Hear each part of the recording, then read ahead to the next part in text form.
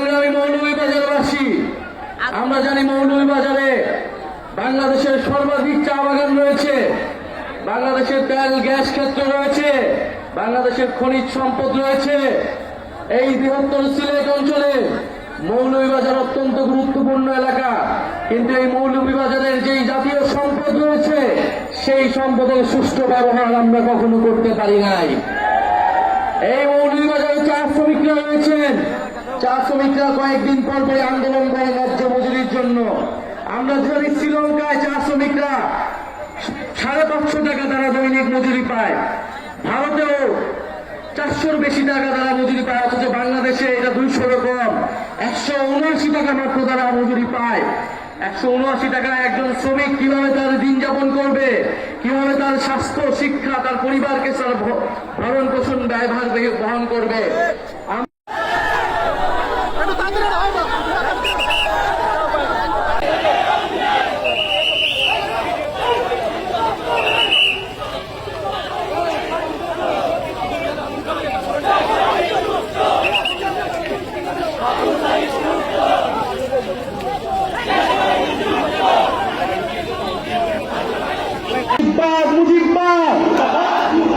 মৌলভীবাজারে কোনো পার্টি আছে? ছাত্র অভ্যুত্থানে কোনো পার্টি আছে? কোন সেই পার্টি? সবাই বলো, হাতের তালি, মুখে তালি। সারা দেশে বিজয় হলো না।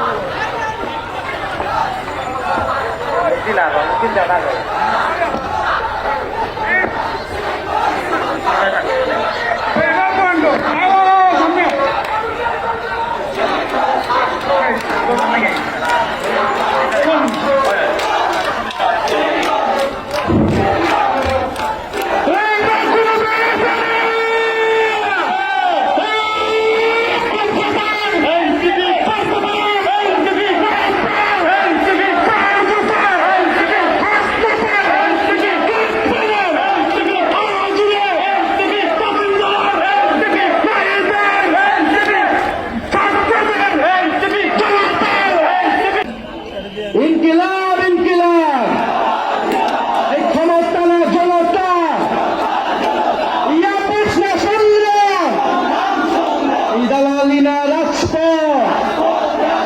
ইনকিলাব ইনকিলাব, এই মুজিববাদ মুজিববাদ।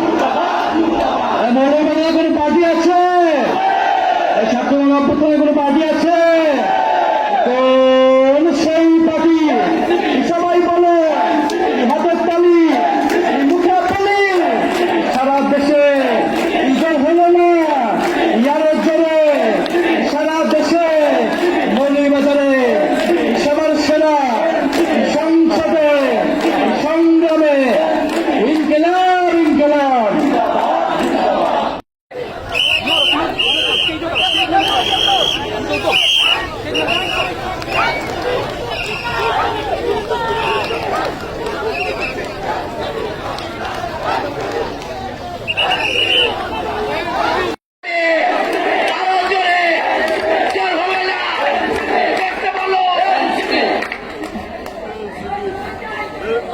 বিসমিল্লাহির রহমানির রহিম।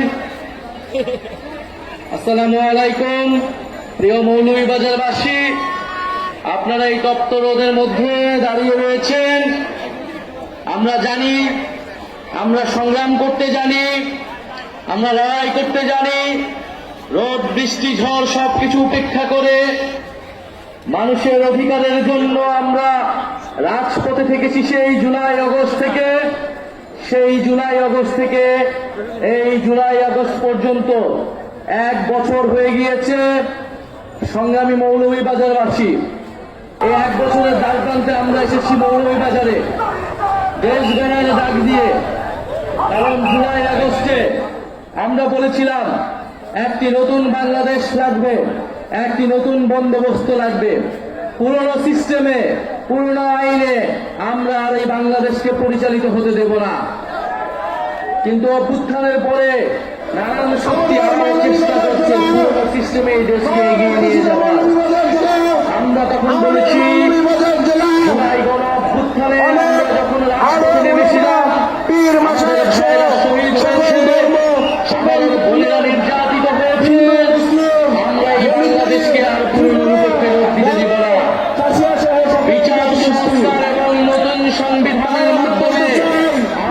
নতুন বাংলাদেশের যাত্রা শুরু করতে চাই।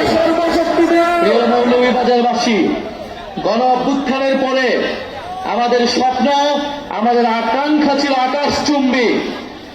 আমরা বলেছিলাম তরুণরা কর্মসংস্থানের দাবিতে রাজপথে নেমেছিল। বাংলাদেশের জনগণ অর্থনৈতিক বৈষম্য বিলোপের দাবিতে রাজপথে নেমেছিল। বাংলাদেশের মানুষেরা মানবিক মর্যাদা, নিজেদের স্বাধীনতার জন্য রাজপথে নেমেছিল। আমরা হয়তো সেই স্বাধীনতা গণতন্ত্র পেলেও আমরা এখনো আমাদের অর্থনৈতিক স্বাধীনতা, আমাদের কর্মসংস্থানের যেই দাবি, সেই দাবি আমরা এখনো পূরণ করতে পারি নাই। আমরা এই অন্তর্বর্তী সরকারের সময় অনেক স্বপ্ন দেখেছিলাম, আমাদের অনেক দাবি ছিল, কিন্তু আমাদের সব স্বপ্নকে নির্বাচনের সাথে একমাত্র দাবিতে রূপান্তর করে ফেলা হয়েছে। আমরা বলেছি আমরা নির্বাচন চাই, আমরা গণতন্ত্রের পক্ষে লড়াই করা শক্তি, আমরা ভোটাধিকারের জন্য লড়াই করা শক্তি, কিন্তু বিচার সংস্কার ছাড়া নির্বাচন অর্থহীন হয়ে যাবে। এই নির্বাচনকে জনগণ গ্রহণ করবে না। ফলে বিচার এবং সংস্কারের যতটুকু আমরা এগিয়েছি তার পক্ষে আমাদেরকে আরো ঐক্যমত করে আমাদেরকে নির্বাচনের দিকে যেতে হবে। আমরা বলেছি আমাদের একটি নতুন সংবিধান প্রয়োজন, যেই সংবিধানে বাংলাদেশের মানুষের মানবাধিকারের কথা লেখা থাকবে। বাংলাদেশের যে ঐতিহাসিক লড়াই, 1947 সালের আজাদীর লড়াই, 1971-এর স্বাধীনতা সংগ্রাম এবং 24-এর গণ অভ্যুত্থানের স্বীকৃতি দেওয়া থাকবে। এবং এই সংবিধানে সকল জাতি ধর্ম সকলের সমান অধিকার নিশ্চিত করা হবে। সেই নতুন সংবিধানের বিপক্ষে দাঁড়িয়ে যাচ্ছে বিভিন্ন রাজনৈতিক শক্তি। 72-এর সংবিধানকে রক্ষা করার জন্য বিভিন্ন গোষ্ঠী রাজপথে নেমছে। 72-এর সংবিধান ছিল বাংলাদেশের মুক্তিযুদ্ধকে, বাংলাদেশের স্বাধীনতা সংগ্রামের আকাঙ্ক্ষাকে নষ্ট করে দিয়ে মুজিববাদী সংবিধান প্রতিষ্ঠা করার চক্রান্ত। আমরা সেই চক্রান্তের ভিতরে গত 54 বছর ছিলাম, কিন্তু জুলাই গণ অভ্যুত্থানের মাধ্যমে আমরা সেই চক্রান্ত থেকে বের হতে চাই। আমরা যেই বাংলাদেশ কামনা করি, সেই বাংলাদেশে একজন চা শ্রমিক তার ন্যায্য মজুরি পাবে, তার পরিবারের, তার সন্তানের শিক্ষা এবং স্বাস্থ্যের অধিকার তারা নিশ্চিত করতে পারবে। আমরা এমন একটা বাংলাদেশ চাই। এই মৌলভীবাজারে আমরা চা শ্রমিকদের অধিকার নিশ্চিত করতে চাই। এই মৌলভীবাজারে যারা বিভিন্ন জাতিসত্তা রয়েছেন, খাসিয়া পানখুয়া সহ বিভিন্ন ক্ষুদ্র জাতিসত্তা রয়েছেন, আমরা তাদের অধিকার নিশ্চিত করতে চাই।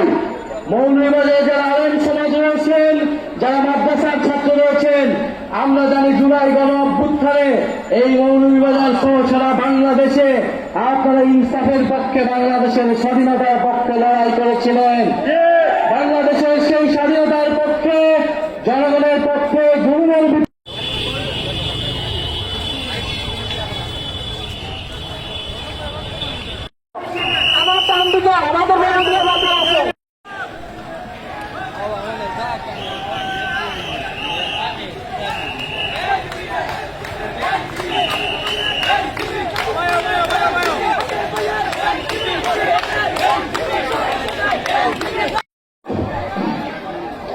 মৌলভীবাজারবাসী, আপনারা আজকে সকালে রোদ রোদের মধ্যে উপস্থিত হয়েছেন, এখানে সকলকে ধন্যবাদ জানাচ্ছি।